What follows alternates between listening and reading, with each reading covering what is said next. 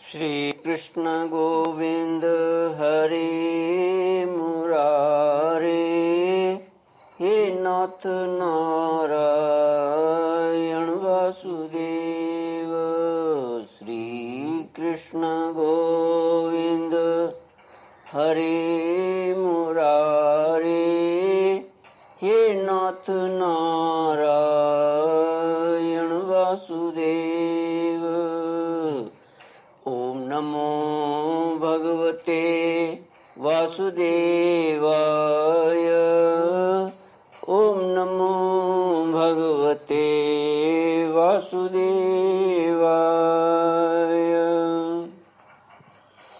कृष्णाय वासुदेवाय हरये परमात्मने प्रणतक्लेशनाशाय गोविन्दाय नमो नमः। सच्चिदानन्दरूपाय विश्वोत्पत्त्यादिहेतवे तापत्रयविनाशाय श्रीकृष्णाय वयं नमः। सच्चित आनंद स्वरूप परमात्मा जो सृष्टि के उत्पत्ति, पालन और श्रृंगार करता है तथा जीवों के आध्यात्मिक, आदि दैविक, आदि भौतिक तापों को नष्ट करने वाले हैं, अर्थात जीवों के मानसिक, शारीरिक और भौतिक दुखों को दूर करने वाले हैं, उन श्री कृष्ण भगवान को हम नमस्कार करते हैं। श्री कृष्ण गोविंद हरे मुरारे, हे नाथ नारायण वासुदेव। श्रीमद् भागवत नवम स्कंद अथ दशमोऽध्यायः। श्री शुक उवाच खट्वंगाद् दीर्घबाहुश्च रघुस्तस्मात् पृथुस्रवाः अजस्ततो महाराजः तस्मात् दशरथोऽभवत्। तस्यापि भगवान्येष साक्षात् ब्रह्ममयो हरिः अंशांशेन चतुर्धागात् पुत्रत्वं प्रार्थितः सुरैः राम लक्ष्मण भरत शत्रुघ्ना इति संज्ञेया। भगवान श्री राम की लीलाओं का वर्णन श्री सुखदेव जी कहते हैं, परीक्षित, खट्वांग के पुत्र दीर्घबाहु और दीर्घबाहु के परम यशस्वी पुत्र रघु हुए। रघु के अज और अज के पुत्र महाराज दशरथ हुए। देवताओं की प्रार्थना से साक्षात पर ब्रह्म परमात्मा भगवान श्री हरि ही अपने अंशांश से 4 रूप धारण करके राजा दशरथ के पुत्र हुए। उनके नाम थे राम, लक्ष्मण, भरत और शत्रुघ्न।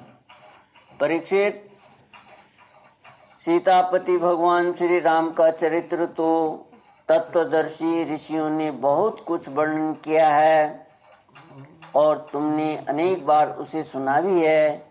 भगवान श्री राम ने अपने पिता राजा दशरथ के सत्य की रक्षा के लिए राजपाट छोड़ दिया और वे वन वन में फिरते रहे। उनके चरण कमल इतने सुकुमार थे कि परम सुकुमारी श्री जानकी जी के कर कमलों का स्पर्श भी उनसे सहन नहीं होता था। वे ही चरण जब वन में चलते चलते थक जाते तब हनुमान और लक्ष्मण उन्हें दबा दबा कर उनकी थकावट मिटाते। शूर्पणखा को नाक कान काटकर विरूप कर देने के कारण उन्हें अपनी प्रियतमा श्री जानकी जी का वियोग भी सहना पड़ा। इस वियोग के कारण क्रोधवश उनकी भौहें तन गईं, जिन्हें देखकर समुद्र तक भयभीत हो गया।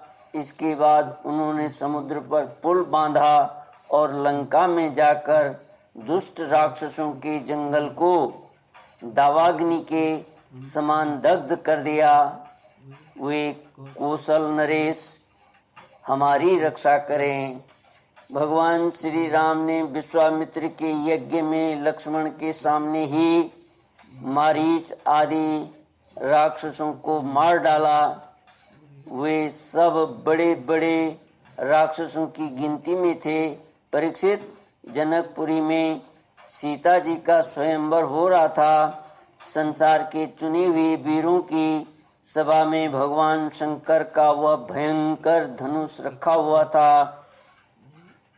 वह इतना भारी था कि 300 वीर बड़ी कठिनाई से उसे स्वयंवर सभा में ला सके थे। भगवान श्री राम ने उस धनुष को बात में उठाकर उस पर डोरी चढ़ा दी और खींचकर बीचों बीच से उसके 2 टुकड़े कर दिए। ठीक वैसे ही जैसे हाथी का बच्चा खेलते खेलते एक तोड़ डाले। भगवान ने जिन्हें अपने वक्ष स्थल पर स्थान देकर सम्मानित किया है, वे श्री लक्ष्मी जी ही सीता के नाम से जनकपुर में अवतीर्ण हुई थी। वे गुणशील अवस्था, शरीर की गठन और सौंदर्य से सर्वथा भगवान श्री राम के अनुरूप थीं। भगवान ने धनुष तोड़कर उन्हें प्राप्त कर लिया। अयोध्या को लौटते समय मार्ग में उन परशुराम जी से भेंट हुई, जिन्होंने 21 बार पृथ्वी को राजवंश के बीच से भी रहित कर दिया था।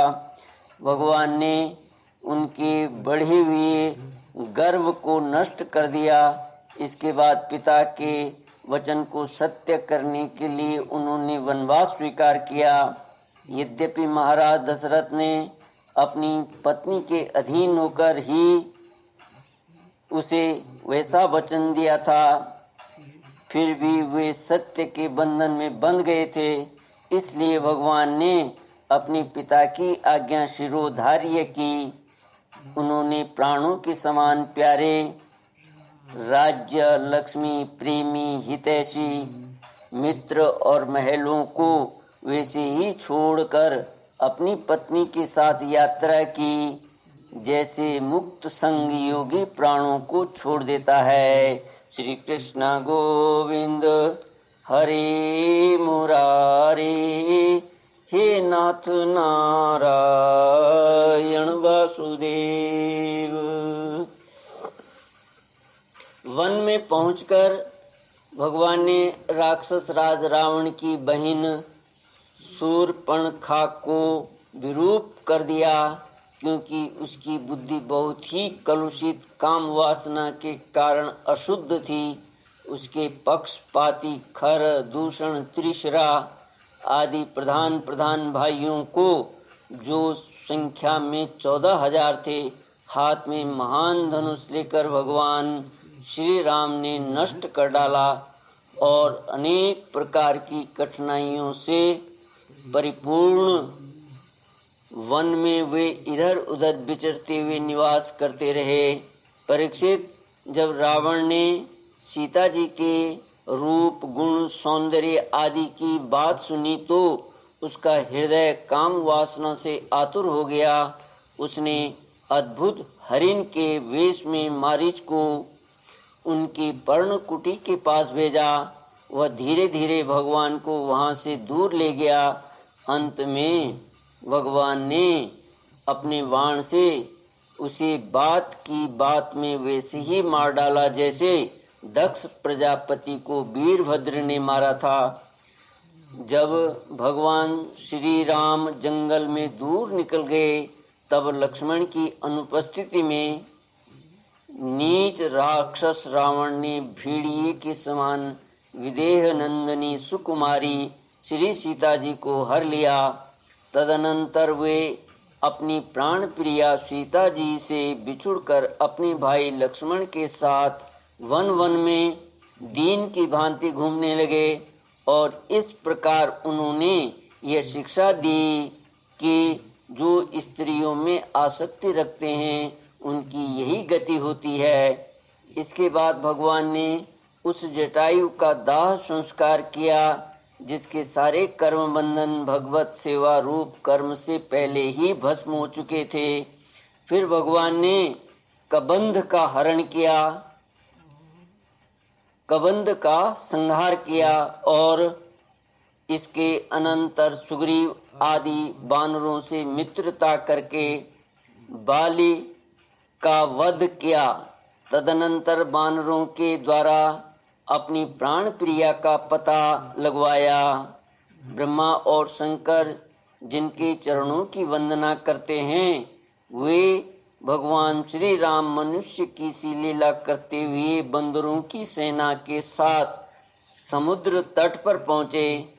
वहाँ उपवास और प्रार्थना से जब समुद्र पर कोई प्रभाव न पड़ा, तब भगवान ने क्रोध की लीला करते हुए उनकी उग्र एवं टेढ़ी नज़र समुद्र पर डाली। उसी समय समुद्र के बड़े बड़े मगर और मत्स्य खलबला उठे। डर जाने के कारण समुद्र की सारी गर्जना शांत हो गई। तब समुद्र शरीरधारी बनकर और अपने सिर पर बहुत सी भेंटें लेकर भगवान के चरण कमलों की शरण में आया और इस प्रकार कहने लगा, अनंत, हम मूर्ख हैं, इसलिए आपके वास्तविक स्वरूप को नहीं जानते। जाने भी कैसे?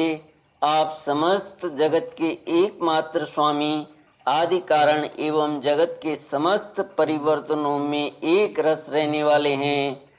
आप समस्त गुणों के स्वामी हैं, इसलिए जब आप सत्व गुण को स्वीकार कर लेते हैं तब देवताओं की, रजोगुण को स्वीकार कर लेते हैं तब प्रजापतियों की, और तमोगुण को स्वीकार कर लेते हैं तब आपके क्रोध से रुद्रगण की उत्पत्ति होती है। वीर शिरोमणि, आप अपनी इच्छा के अनुसार मुझे पार कर जाइए और त्रिलोकी को रुलाने वाले विश्रवा के कुपूत रावण को मारकर अपनी पत्नी को फिर से प्राप्त कीजिए। परंतु आपसे मेरी एक प्रार्थना है, आप यहाँ मुझ पर एक पुल बांध दीजिए। इससे आपके यश का विस्तार होगा और आगे चलकर जब बड़े बड़े नरपति दिग्विजय करते हुए यहाँ आएंगे तब वे आपके यश का गान करेंगे। भगवान श्री राम जी ने अनेकानेक पर्वतों के शिखरों से समुद्र पर पुल बांधा। जब बड़े बड़े बंदर अपने हाथों से पर्वत उठा उठा कर लाते थे, तब उनके वृक्ष और बड़ी बड़ी चट्टानें थर थर कांपने लगती थी। इसके बाद विभीषण की सलाह से भगवान ने सुग्रीव, नील, हनुमान आदि प्रमुख वीरों और वानरी सेना के साथ लंका में प्रवेश किया। वह तो श्री हनुमान जी के द्वारा पहले ही जलाई जा चुकी थी। उस समय वानर राज की सेना ने लंका के सैर करने और खेलने के स्थान, अन्न के गोदाम, खजाने, दरवाजे, फाटक, सभा भवन, छज्जे और पक्षियों के रहने के स्थान तक को घेर लिया।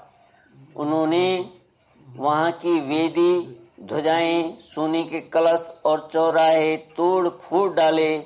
उस समय लंका ऐसी मालूम पड़ रही थी जैसे झुंड के झुंड हाथियों ने किसी नदी को मथ डाला हो। यह देखकर राक्षस राज रावण ने निकुंभ, कुंभ, धूम्राक्ष, दुर्मुख, सुरांतक, नरांतक, प्रहस्त, अतिकाय, विकंपन आदि अपने सब अनुचरों, पुत्र मेघनाथ और अंत में भाई कुंभकर्ण को भी युद्ध करने के लिए भेजा। राक्षसों की वह विशाल सेना तलवार, त्रिशूल, धनुष, प्रास, रिष्टि, शक्ति, बाण, भाले, खड्ग और शस्त्र अस्त्रों से सुरक्षित और अत्यंत दुर्गम थी। भगवान श्री राम ने सुग्रीव, लक्ष्मण, हनुमान, गंधमादन, नील, अंगद, जामवान और पनस आदि वीरों को अपने साथ लेकर राक्षसों की सेना का सामना किया। रघुवंश शिरोमणि भगवान श्री राम के अंगद आदि सब सेनापति राक्षसों की चतुरंगिणी सेना हाथी, रथ, घुड़सवार और पैदलों के साथ द्वंद्व युद्ध की रीति से भिड़ गए और राक्षसों को वृक्ष, पर्वत शिखर, गदा और बाणों से मारने लगे। उनका मारा जाना तो स्वाभाविक ही था, क्योंकि वे उसी रावण के अनुचर थे जिसका मंगल श्री सीता जी को स्पर्श करने के कारण पहले ही नष्ट हो चुका था। श्री कृष्ण गोविंद हरे मुरारी, हे नाथ नारायण वासुदेव। जब राक्षस राज रावण ने देखा कि मेरी सेना का तो नाश हुआ जा रहा है, तब वह क्रोध में भरकर पुष्पक विमान पर आरूढ़ हो भगवान श्री राम के सामने आया। उस समय इंद्र का सारथी मातुली बड़ा ही तेजस्वी दिव्य रथ लेकर आया और उस पर भगवान श्री राम जी विराजमान हुए। रावण अपने तीखे बाणों से उन पर प्रहार करने लगा। भगवान श्री राम जी ने रावण से कहा, नीच राक्षस, तुम कुत्ते की तरह हमारी अनुपस्थिति में हमारी प्राण प्रिया पत्नी को हर लाए। तुमने दुष्टता की हद कर दी। तुम्हारे जैसा निर्लज्ज तथा निंदनीय और कौन होगा। जैसे काल को कोई टाल नहीं सकता, कर्तापन के अभिमानी को वह फल दिए बिना रह नहीं सकता, वैसे ही आज मैं तुम्हें तुम्हारी करनी का फल चखाता हूँ। इस प्रकार रावण को फटकारते हुए भगवान श्री राम ने अपने धनुष पर चढ़ाया हुआ बाण उस पर छोड़ा। उस बाण ने वज्र के समान उसके हृदय को विदीर्ण कर दिया। वह अपने 10 मुखों से खून उगलता हुआ विमान से गिर पड़ा, ठीक वैसे ही जैसे पुण्यात्मा लोग भूख समाप्त होने पर स्वर्ग से नीचे गिर पड़ते हैं। उस समय उसके परिजन हाय हाय करके चिल्लाने लगे। तदनंतर हजारों राक्षसियाँ मंदोदरी के साथ रोती हुई लंका से निकल पड़ी और रणभूमि में आई। उन्होंने देखा कि उनके स्वजन संबंधी लक्ष्मण जी के बाणों से छिन्न भिन्न होकर पड़े हुए हैं। वे अपने हाथों अपनी छाती पीट पीट कर और अपने सगे संबंधियों को हृदय से लगा लगा कर ऊंचे स्वर से विलाप करने लगीं। हाय हाय स्वामी, आज हम सब बेमौत मारी गईं। एक दिन वह था जब आपके भय से समस्त लोकों में त्राही त्राही मच जाती थी। आज वह दिन आ पहुंचा कि आपके न रहने से हमारे शत्रु लंका की दुर्दशा कर रहे हैं और यह प्रश्न उठ रहा है कि अब लंका किसके अधीन रहेगी। आप सब प्रकार से संपन्न थे, किसी भी बात की कमी न थी, परंतु आप काम के बस हो गए और यह नहीं सोचा कि सीता जी कितनी तेजस्विनी हैं और उनका कितना प्रभाव है। आपकी यही भूल आपकी इस दुर्दशा का कारण बन गई। कभी आपके कामों से हम सब और समस्त राक्षस वंश आनंदित होता था और आज हम सब तथा यह सारी लंका नगरी विधवा हो गई। आपका वह शरीर जिसके लिए आपने सब कुछ कर डाला, आज गीधों का आहार बन रहा है और अपने आत्मा को आपने नरक का अधिकारी बना डाला। यह सब आपकी ही नासमझी और कामुकता का फल है। श्री कृष्ण गोविंद हरे मुरारी, हे नाथ नारायण वासुदेव। ओम पूर्णमिदं पूर्णात् पूर्णमुदच्यते पूर्णस्य पूर्णमादाय पूर्णमेवावशिष्यते। ओम शांति शांति शांति। हरि ओम श्री गुरुभ्यो नमः। हरि ओम।